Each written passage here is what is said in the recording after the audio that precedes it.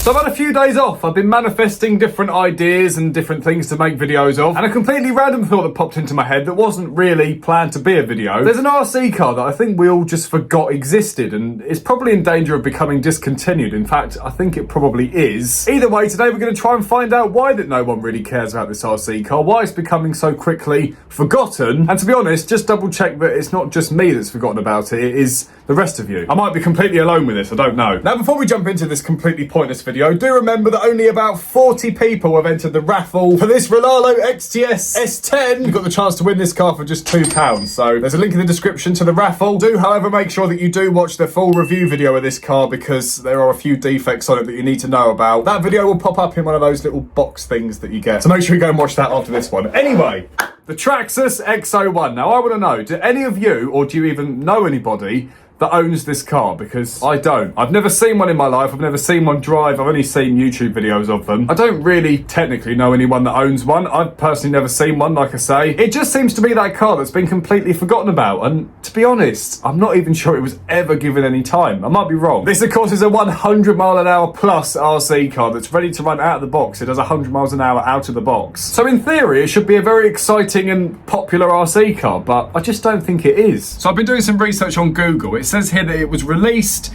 in 2012. It was first announced in 2011 on the 30th of November. That is literally today, the day I'm filming this video. How funny. So it's...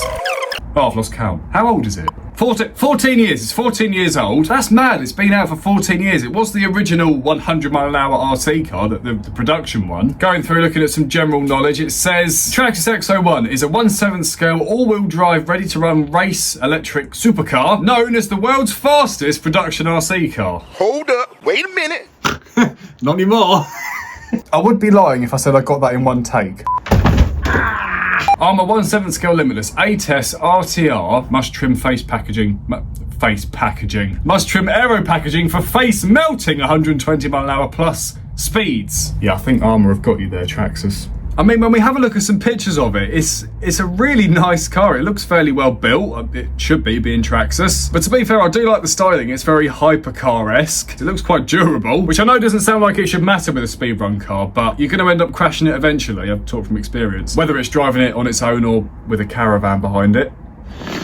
Whoa! Holy smokes! I guess the main thing must be maybe they just don't drive as preferred as some of the other cars that are on the market, like the Limitless. I mean, my Limitless is one of the best driving cars that I've got. It's up there with my Techno, that thing there, look. That's a race car. On the face of it, it seems difficult to figure out why it never caught on and why you just don't see them around today. It's a bit of a strange one. I think really we have to dig a little bit deeper to find out why this thing's just fading away.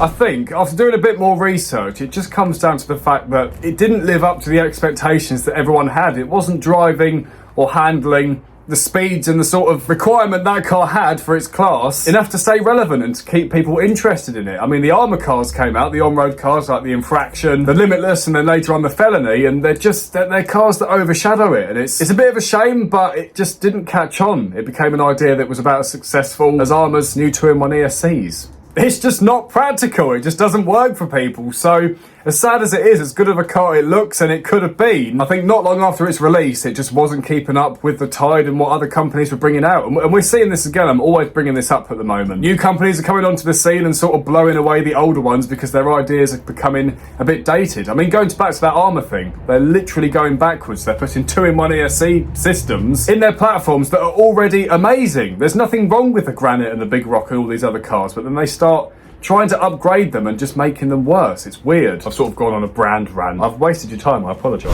Either way, make sure to let me know in the comments what you think, and make sure to check out this video up here if you want to find out exactly what you're winning when it comes to the Rolalo.